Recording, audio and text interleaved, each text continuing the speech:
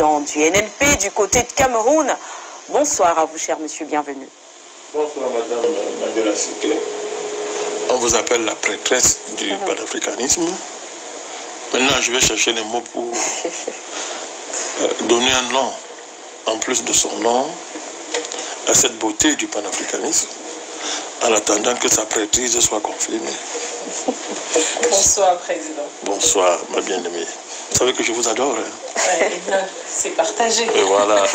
Donc, quand on est à côté de deux prêtresses de cette envergure pour diriger une émission, ça augure d'une très très bonne émission. Donc, je voudrais saluer les techniciens qu'on ne voit pas, qui ont une tâche très ingrate, sans qui pourtant il n'y a pas d'émission. Tout à fait. Il n'est pas possible de faire des émissions. Bien sûr. Donc j'ai un regard spécial pour les techniciens qui savent faire, n'est-ce pas, de manière extraordinaire pour que nous soyons au niveau des standards requis. Je salue mon illustre copanéliste que vous allez présenter tout à l'heure et tous les millions de téléspectateurs qui sont attachés à For You TV en général et particulièrement à cette émission. Merci Manu de m'avoir invité. Je voudrais terminer en ayant une pensée pour le peuple Bidjan en Côte d'Ivoire. Tu connais ce peuple-là? Bien sûr. Le peuple Bidjan en Côte d'Ivoire. Nous ne les avons pas oubliés. Et que nous allons revenir sur la situation des Bidjan bientôt et remettre ça au cœur de l'actualité. Parce que ce génocide, n'est-ce pas, qui se passe là-bas du côté de la Côte d'Ivoire, c'est ce peuple-là, est inacceptable.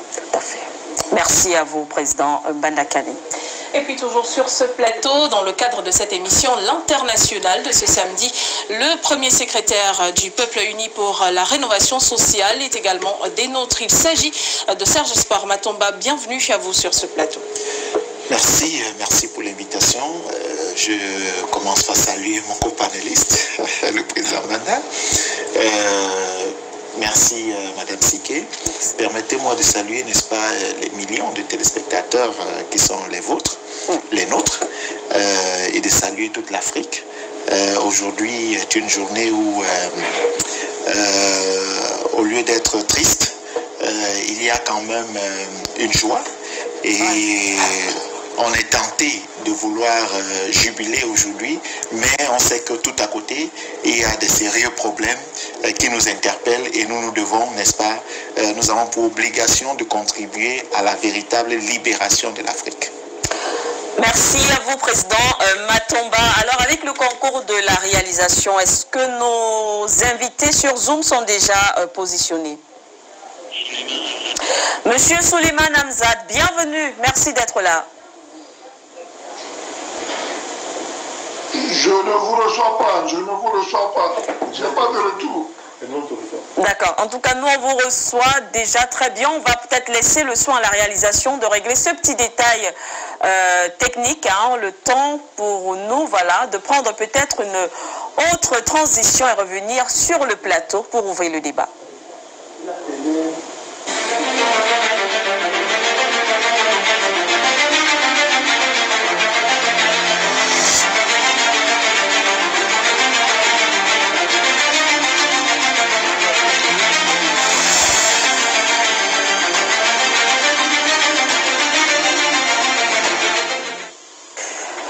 Eh bien voilà, Monsieur Souleymane Hamzat, la réalisation nous signale qu'il faudrait peut-être activer votre micro de votre côté. On espère que ce sera résolu, le problème. Après cela, on va y revenir de toutes les façons un peu tout à l'heure. On va réessayer avec vous. Je pense que Bégoudé, on va ouvrir le débat sur la République centrafricaine. En effet, on ouvre le débat, comme vous l'avez dit tout à l'heure. La Cour constitutionnelle qui a donc répondu en défaveur, malheureusement, de cette réécriture de la Constitution en République centrafricaine. Celle-ci met en avant plusieurs faits, notamment la création au préalable d'un Sénat avant de penser à la réécriture de cette Constitution, mais également bien plusieurs autres faits également dans cette décision qui est apparue hier, le 23 septembre 2022, si je ne m'abuse. Dans la même décision, eh bien, cette Cour constitutionnelle rend nulle et sans effet l'équipe qui a été mise sur pied pour la réécriture de cette Constitution. Alors, je vais peut-être commencer par vous, Président Bandakani, pour la première question en ce qui concerne cette actualité en République centrafricaine. On en parle d'ailleurs depuis plusieurs jours. On était en attente de cette décision. Hier, vous étiez aussi sur ce plateau pour parler du verdict, justement, de la Cour constitutionnelle. Alors, il y a eu des raisons qui ont été avancées justement par cette Cour pour justifier cette décision. Comment est-ce que vous analysez ces justificatifs que beaucoup ont qualifié, en tout cas, qui ont pensé que cela ne tenait vraiment pas? La bonne manière, c'est que... Oui. Posons les termes du débat rapidement. Oui. De manière réelle. D'accord. Sans phare, sans nous livrer à des contorsions de forme. Oui. Parce que il faut respecter certains calevas et certains calons. Tout à fait. Qui souvent se terminent par la destruction des peuples et des nations. Ce n'est pas une cour constitutionnelle, c'est un comité de base d'un grand parti politique qu'on appelle le Parti de la France-Afrique. Ce n'est pas un comité, ce n'est pas une cour constitutionnelle, c'est un comité de base d'un grand parti politique qu'on appelle le Grand Parti France-Africain, opérant en Centrafrique, qui a des chambres.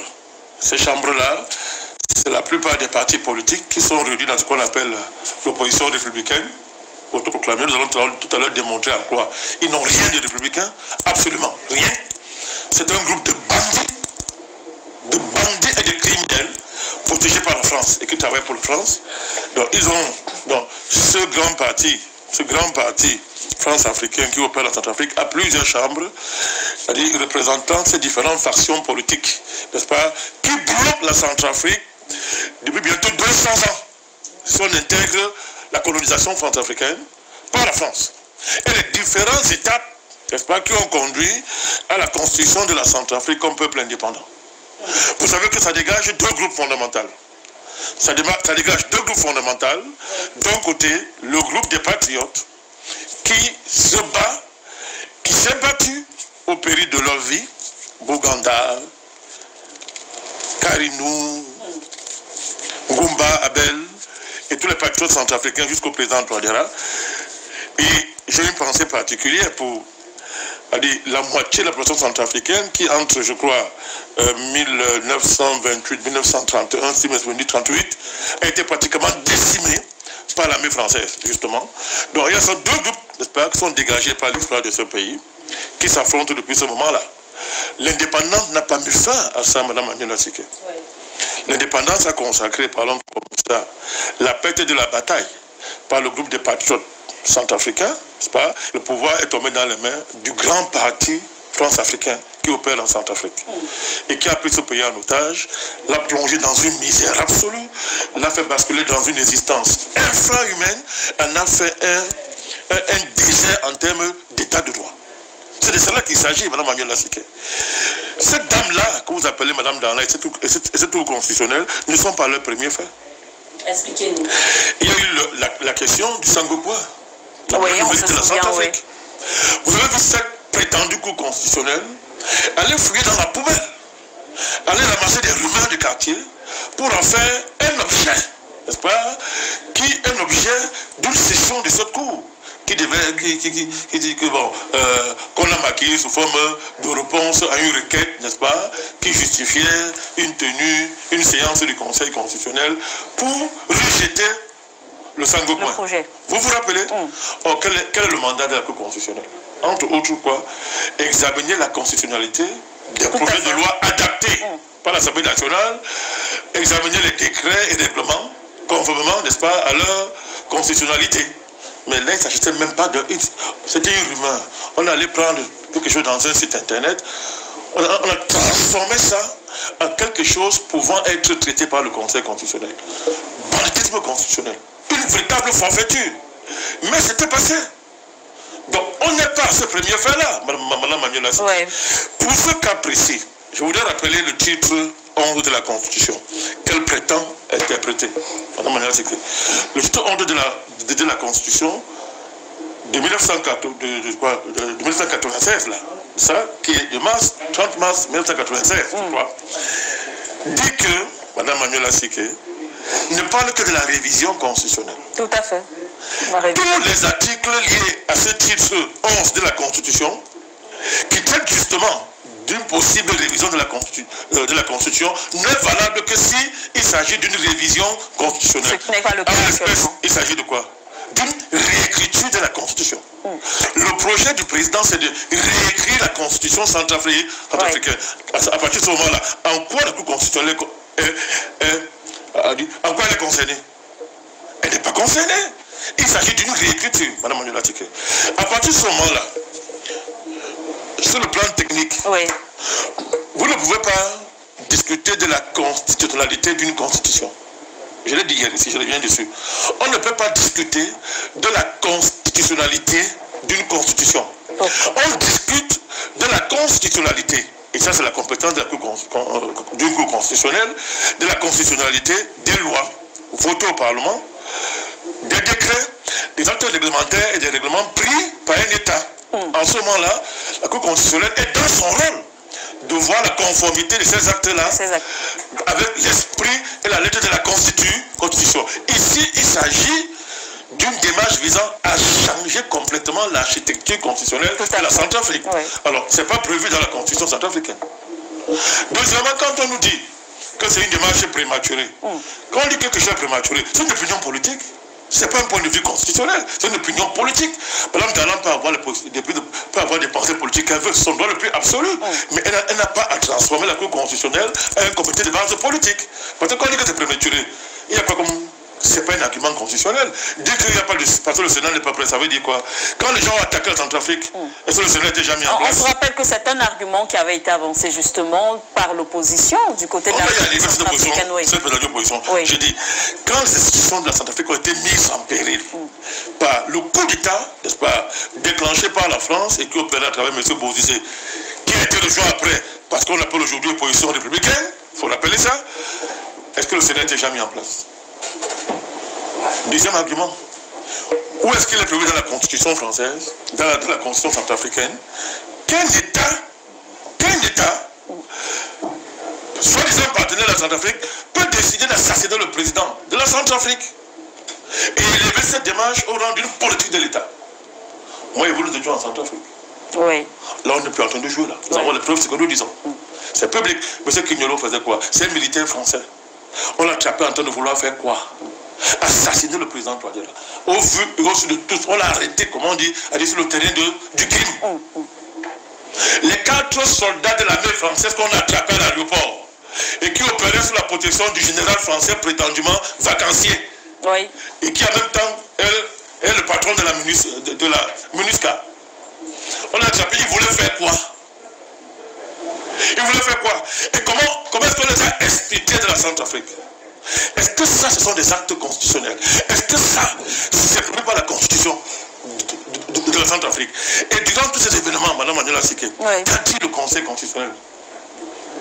Est-ce que le rôle du cours constitutionnel, c'est de s'asseoir, se transformer en un club de terroristes juristes qui effraient les populations d'un pays parce qu'ils ont des toques et des habits bizarres qu'ils portent et se mettent à regarder de haut toute une nation sous le prétexte qu'ils maîtrisent le droit constitutionnel? Alors, ils se lancent dans des interprétations aventureuses des actes que pose l'exécutif. Manuela Tiké, en dépouillant ces actes-là des intérêts qui sont en jeu. Est-ce qu'on peut analyser une constitution dans un pays en mettant de côté les véritables intérêts fondamentaux de la nation qui sont en jeu et qui sont au cœur de l'entreprise de réécriture de la constitution d'un pays? C'est ça le rôle du cours constitutionnel? C'est une fausse cour constitutionnelle. Il y a des fausses cours constitutionnelles, Manuela Tiké, qui sont déléguées de l'extérieur, dont les dirigeants et les présidents et certains membres sont des mercenaires au service d'un projet de destruction de leur pays. Oui, dans l'histoire, il y a ces cours constitutionnels. C'est pas, la Centrafrique n'inaugure pas ça. Regardez le cas tunisien. Qu'est-ce que le président tunisien a dû faire? Le pays était à terre. Pris en charge par des mafias, manipulés par ceux qui organisaient le printemps arabe. Et qui, justement, convoquaient les Argussi, comme ce qu'on dit là en Centrafrique, pour continuer à laisser un pays, comment on dit ça, au bord de la tombe. Eh bien, ce président a dû prendre des mesures. Vous avez vu, il est passé, comme on dit en français. Tout à fait. Il a pris des mesures sévères, pour pouvoir s'en sortir. C'est le cas tunisien. Ce n'est pas le seul cas, Manuela Seke. Il y a des mauvaises cours constitutionnelles dans l'histoire. La Cour constitutionnelle de Centrafrique est une mauvaise cour constitutionnelle. Elle est dirigée par une ennemie de la Centrafrique. Elle est ennemie d'ascendance, il faut le dire. Parce qu'on est obligé de dire ça. Parce que l'histoire de cette dame-là, c'est l'histoire de tous ceux qui ont un projet de mort de la Centrafrique. C'est l'histoire de tous ceux qui ne veulent pas voir ce pays debout et qui sont parrainés, dont la mentalité est créée, fabriquée par les criminels de l'Élysée. En l'occurrence, le petit garçon là qui est là actuellement, et qui a un plan pour finir avec le président Touadéra, y compris son assassinat physique et ses proches. Est-ce que tout ça, Madame Darlan est au courant? Oui, elle est au courant. Elle est l'actrice de ce projet en se cachant derrière la solennité supposée de la Cour constitutionnelle. C'est inacceptable. Et nous saluons dans la mobilisation des populations oui. Pour rappeler ce que le président a dit dans son discours. Lorsqu'il installait le comité de réécriture, oui. Il a dit ceci: aucune institution n'est au-dessus du peuple. Tout à fait. Il a dit ça. Et c'était prophétique. Et il a dit, je vais terminer par là. Allez-y. Et ça fait mal quand on appelle ça. Il a dit qu'il se souvient du conseil que lui a donné justement cette fameuse... Cour constitutionnelle? Non, sa présidente. Cette fameuse Darlan. Okay. Il lui a dit, Monsieur le Président, l'autre il prêtait serment. Devant quel? Monsieur le Président, quand vous serez confronté à des situations très très difficiles, j'ai envie d'imiter le ministre malien, le premier ministre malien. Voilà, merci, Monsieur le Président. Quand il dit, je me répète, il dit, je répète encore. Il me dit ça, je répète encore. Répétez, Président. Madame Darlan disait au président, alors qu'il prêtait serment, que chaque fois que tu seras dans une situation difficile, très compliquée, où les intérêts supérieurs de la nation sont en jeu, retourne vers ceux qui t'ont donné le mandat. Qu'est-ce que le président est en train de faire? Est-ce qu'il y a un argument qui dépasse cet argument-là, venant du conseil de cette dame-là, sauf qu'entre-temps, elle se rappelait très vite qui elle est, une traîtresse au service de la France. Merci à vous, Président Bandakani. On va poursuivre, Bégoudé. Justement, et puis dans cette même décision de la Cour constitutionnelle, il est à noter que celle-ci a mis en avant également une possibilité de danger pour l'intégrité du peuple ou alors la sécurité du peuple, sans oublier également que celle-ci met en avant le fait que le peuple ne figure pas dans la Constitution comme celui qui pourrait appeler le président à revoir la Constitution. Président, ou alors devrais-je dire monsieur le premier secrétaire du Peuple uni pour la rénovation sociale, comment comprendre un tel revirement de situation? Justement, quand le président Bandakani parlait, il est revenu sur les propos tout simplement de la Cour constitutionnelle qui rappelait au président Touadéra de se tourner vers le peuple. Mais il n'y a pas une compréhension autre qui tienne que celle qui est visible de tout le monde. Ce qui s'est passé à la Cour constitutionnelle, ou alors cette décision, n'est pas une décision de droit. Il faut savoir que c'est une décision politique. Et la Cour, malheureusement, n'a pas vocation à prendre des décisions politiques. Elle siège sur des questions de droit.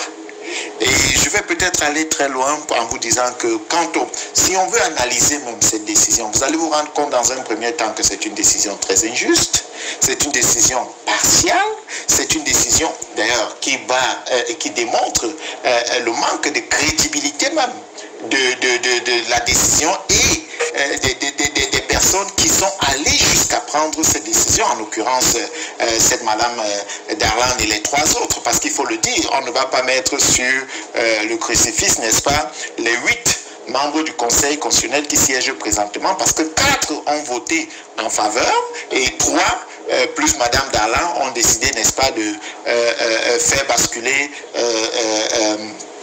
le bateau vers les intérêts, n'est-ce pas, français, parce qu'il faut les citer.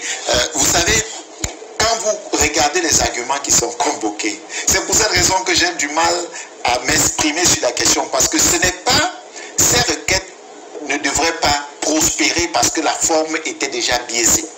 Vous savez, dans les procédures judiciaires, vous avez la forme et le fond.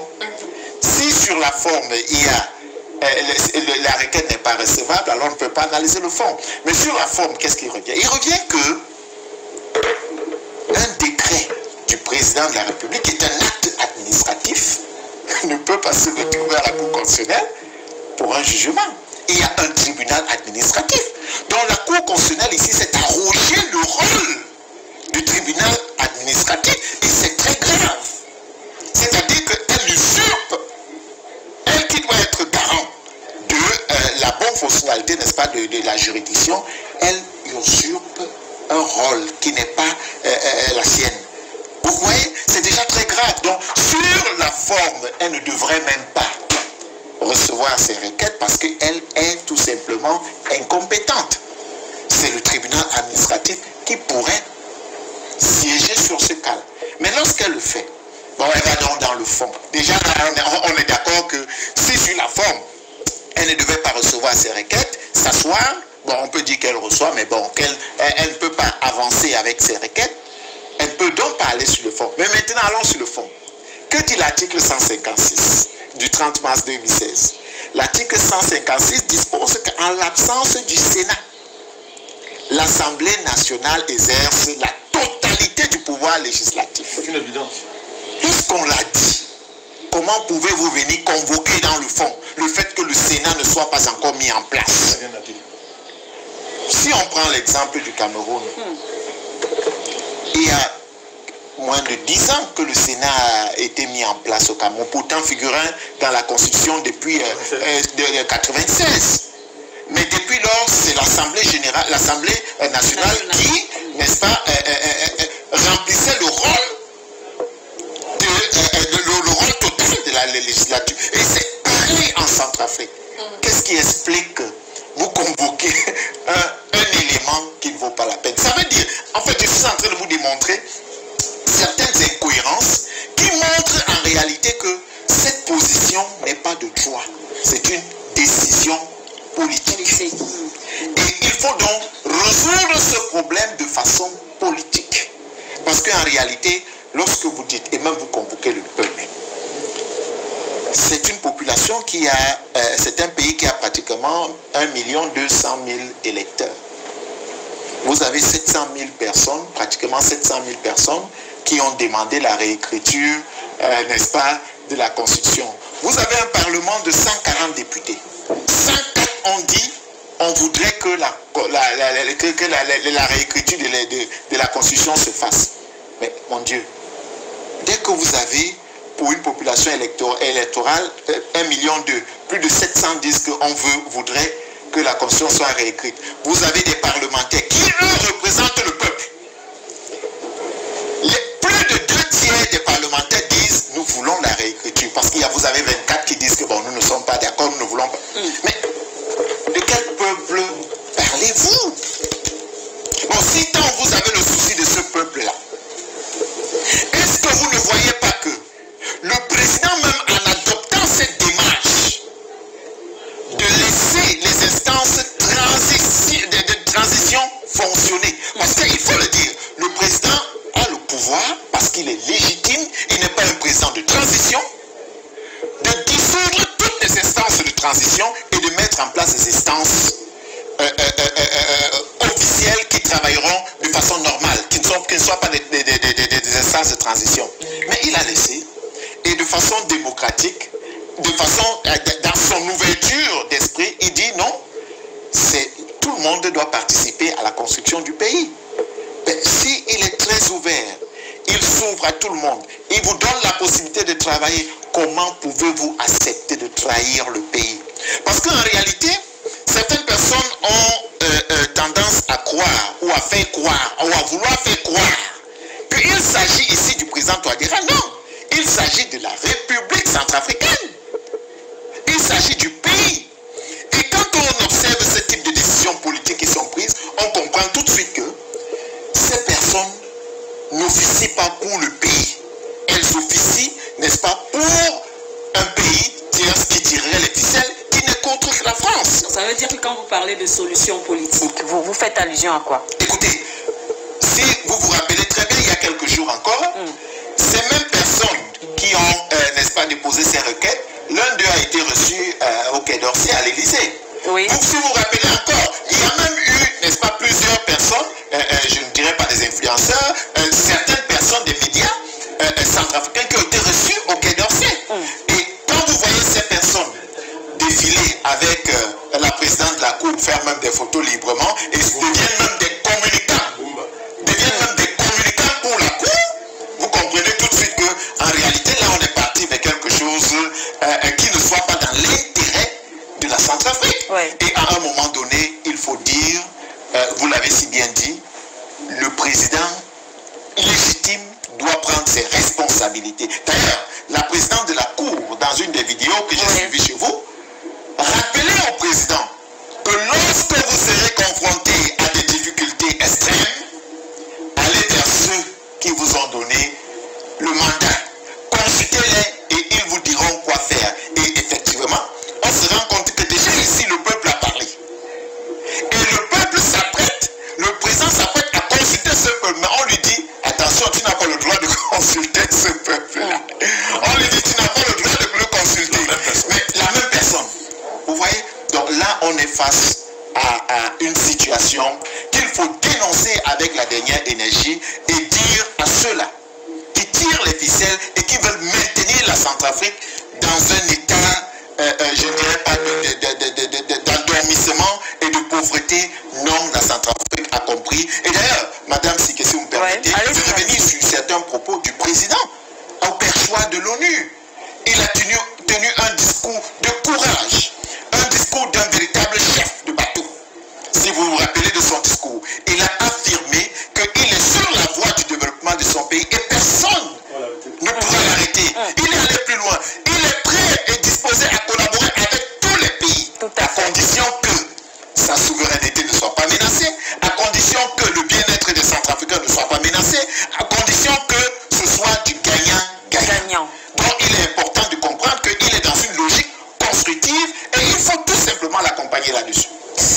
Merci à vous, Président Matomba. Effectivement, le temps de voir si avec Souleymane Hamzat, cette fois-ci, ce sera peut-être la bonne, on espère. On va, avec le concours de la réalisation, donc prendre ce petit extrait. On l'a évoqué ici sur le plateau, ce qui nous permettra justement de relancer le débat. Monsieur le Président, il est d'usage que le président de la Cour constitutionnelle s'adresse au président élu lors de son investiture. La présente adresse a pour objectif de rappeler les missions du président de la République et les défis que soulève le mandat qu'il est appelé à exercer. Lorsque cependant, vous aurez à faire face à un lourd défi et que vous sentirez le poids des responsabilités et le besoin d'être conforté dans vos choix, retournez vers ce peuple qui vous a choisi, qui vous a confié un mandat. Adressez-vous à lui directement. Vous aurez alors la réponse que vous... Monsieur le Président, il est d'usage que le président de la Cour constitutionnelle s'adresse au président élu lors de son investiture. La présente adresse a pour objectif de rappeler les missions du président de la République et les défis que soulève le mandat qu'il est appelé à exercer. Lorsque cependant, vous aurez à faire face à un lourd défi et que vous sentirez le poids des responsabilités et le besoin d'être conforté dans vos choix, retournez vers ce peuple qui vous a choisi, qui vous a confié un mandat. Adressez-vous à lui directement. Vous aurez alors la réponse que vous cherchez et serez soutenu dans votre... Monsieur le Président, il est d'usage que le président de la Cour constitutionnelle s'adresse au président élu lors de son investiture.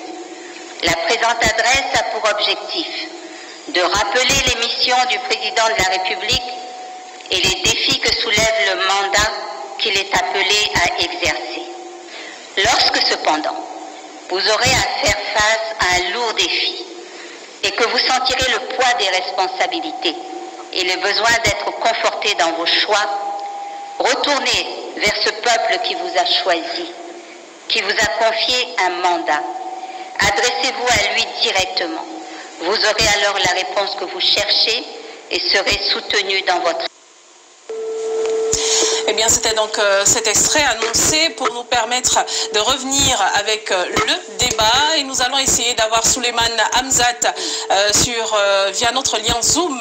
Cette fois-ci, on espère que ce sera la bonne. Souleymane Hamzat, bienvenue à vous sur ce plateau. Je n'ai pas de retour. Il ne nous reçoit toujours pas. Avec la participation de la partie technique, bien sûr, on va essayer encore de le repositionner. Mais déjà, Président Bandakani, puisque vous êtes sur ce plateau, on vient de réécouter les propos qui avaient été dits tout simplement au Président Touadéra. Est-ce qu'on ne peut pas dire dans ce cas-ci que finalement ce n'est pas le Président Touadéra qui s'est tourné vers le peuple, mais le peuple qui s'est tourné vers lui justement pour lui parler d'une prise de responsabilité, mais surtout des difficultés auxquelles il faisait face en tant que peuple devant une constitution qui malheureusement ne remplit pas totalement ses desiderata. Maintenant, est-ce qu'on peut réellement dire que cette Cour constitutionnelle veut complètement et totalement la tête du président? C'est clair, c'est clair. Je voudrais vous féliciter pour la restitution d'un document historique qui a une valeur constitutionnelle. Je veux dire ça pourquoi ce document, n'est-ce pas, traduit les propos de celle qui opère comme président de la Cour constitutionnelle le jour de la prestation de serment du président. Et ce jour de prestation est présidé par la Cour constitutionnelle à travers la personne de la personnalité la plus élevée de la Cour constitutionnelle. Tout à fait, de cette Cour. Est-ce que Mme Manuela Séké, Mme Blegoudi, Mme Blegoudi, est-ce que les propos de cette dame-là ce jour ont une valeur constitutionnelle? Oui. Oui, malheureusement pour elle, oui. C'est pas vu. Elle n'est pas vue complètement. C'est quand même assez solennel là, devant le monde entier. Tout à fait.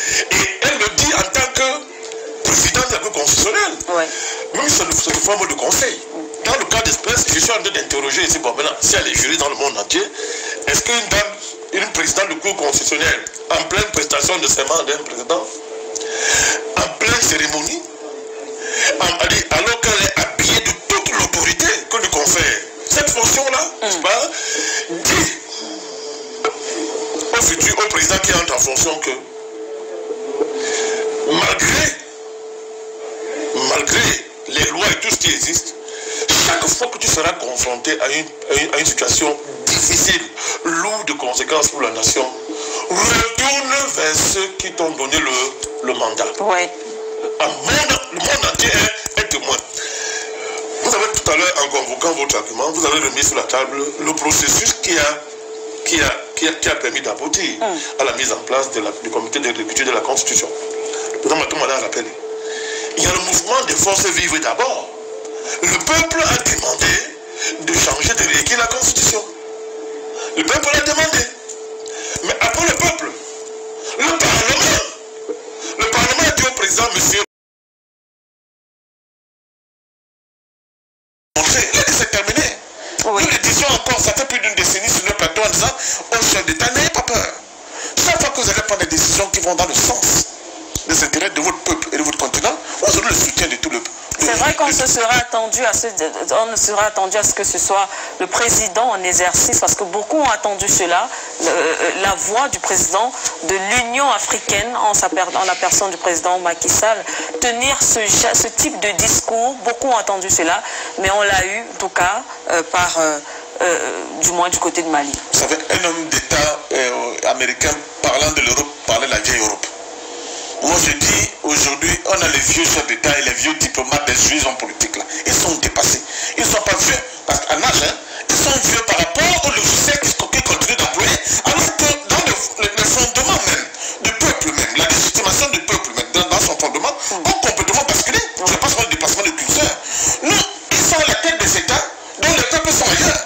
C'est ça le problème. Et c'est pour ça qu'il ne faut pas, dans leur démarche, dans leurs attitudes, être en face avec le peuple. Et continuer de tenir ce langage-là, ces discours mièvres, qui ne sont ni chauds ni froids, et qui sont complètement en dépassage avec des aspirations profondes de notre peuple aujourd'hui. Là, je dis là, ce que nous avons écouté aujourd'hui, tout Africain, où qu'il soit, se sentit avoir un véritable porte-parole qui parle en son nom devant cette tribune de l'ONU. C'est le bonheur de l'Afrique qui apparaît là aujourd'hui. Donc, nous sommes fiers, au-delà de la fierté, nous continuons quand même d'être extrêmement vigilants vis-à-vis de ce que les autres sont en train de préparer. Nous sommes conscients qu'ils sont en train de préparer le coup et contre eux.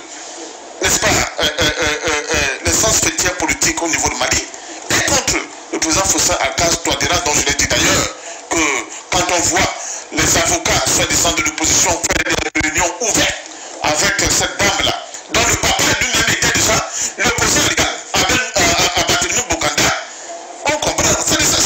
Il y a un programme de chevaux qui dit que le petit de Pangolin a les mêmes écailles que sa maman. Donc, ne pensez pas que ça soit de SDI. Ce sont des familles qui vivent des prébendes, n'est-ce pas, coloniales. Ce sont des familles qui vivent de la culture d'homme de l'Occident et qui ont pour fonction de jouer les contre-mettre des intérêts occidentaux chez nous.